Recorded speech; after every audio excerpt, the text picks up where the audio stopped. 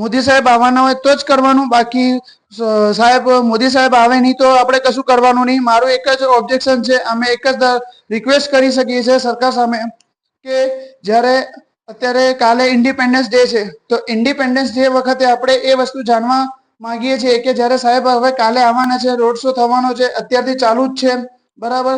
તો અત્યારથી જે લોકોએ અત્યારે હું તમને જે વિડીયો બતાવીશ એમાં સરકારે અત્યારે રાતોરાત જે ખાડા રસ્તા છે કે જે પબ્લિકને આવવા જવામાં ગાડી ચલાવવામાં બી બહુ તકલીફ પડી રહી છે, તો હું એક જ વસ્તુ રિક્વેસ્ટ કરીશ આવે છે કે બધું કામ જે રીતે સરકાર કેમ થઈ નથી શકતું. અને ઇન્ડિપેન્ડન્સ ડે વખતે તો તમે સેલિબ્રેટ કરો છો, આજે કાલે તમે એને સેલિબ્રેટ કરશો અને બીજા દિવસે તમે એ જ ફ્લેગને તમે રસ્તા ઉપર ફેંકી દો છો. બીજો પોઈન્ટ છે મારો આ કે જ્યારે તમે સેલિબ્રેટ તમે તમારા ઇન્ડિયા માટેનો તમારા ફ્લેગ માટે એક સેલ્યુટ કરી શકો છો, તો તમે ફ્લેગને રસ્તા ઉપર કેમ ફેંકો છો?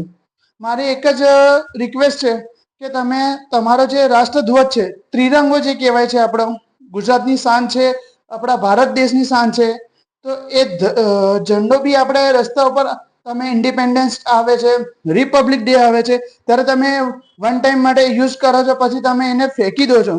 એનો મતલબ શું છે? મારો કહેવાનો મતલબ એક જ વસ્તુનો છે કે તમે એને રિસ્પેક્ટ કરો છો તો પછી એને લાઈફ ટાઈમ માટે રિસ્પેક્ટ કરો કે જેની માન સચવાઈ રહે અને આપણાને ગર્વ થવો જોઈએ કે આપણે એક ભારતીય નાગરિક છીએ. અમે એક જ વસ્તુ ઈચ્છીએ છીએ કે જે રીતે રાષ્ટ્રધ્વજ તમે આજે લહેરાવો છો અને કાલે એ જ રાષ્ટ્રધ્વજ તમને રોડ ઉપર તમને જોવા મળશે, એને વેસ્ટેજ તરીકે એક મિસયુઝ એ કરી નાખો છો.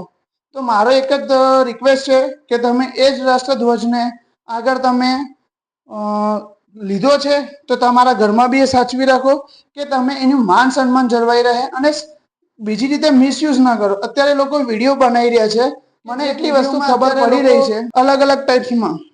જેવી રીતે અત્યારે મેં અમને એક વિડીયો જોયો હતો, તો એ વિડીયોમાં કોઈક છે, અધરવાઇઝ હું બી નથી જાણતો, બટ અમારું કહેવું એક જ છે કે જ્યારે એ રોટલી ઉપર ત્રિરંગા બનીને રોટલી શેકે છે તો એ આપણી રિસ્પેક્ટ નથી.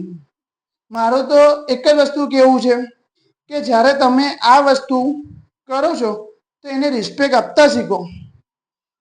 અને આગળ હું બીજું કશું કહેવા માંગતો નથી, બસ અમારી આ જ વસ્તુ છે કે તમે જ્યારે તમારા ઝંડાને તમે ત્રિરંગાને એક સારી રીતે માન સન્માન આપો છો, તમે એને માન આપતા શીખો, આગળ વધારો અને જોવો તો ખબર પડે. હું બીજા નેક્સ્ટ વિડીયોમાં હું તમને આ જ સ્પીચ આપીશ અને હું તમને કંઈક બીજું કહેવા માગું છું. ત્યાં સુધી જય શ્રી કૃષ્ણ, જય માતાજી, જય અંબે. નેક્સ્ટ વિડીયોમાં આપણે મળીશું. ત્યાં સુધી bye bye, C you tomorrow.